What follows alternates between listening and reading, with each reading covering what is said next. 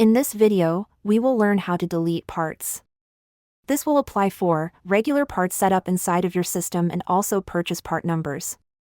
We are going to navigate to the sample customer laser cut parts. And to delete this part, we will click on the part menu item and then we will click on delete. We will see that we have 3 options here. We can delete the record only, which will remove it from being searched, but does not actually delete the record. If anybody navigates back to that record when they view it, it'll effectively remove the delete flag and allow it to be searched and visible again. If you choose permanently, it will not only make it where it can't be searched, but it'll delete all of the files underneath the part as well.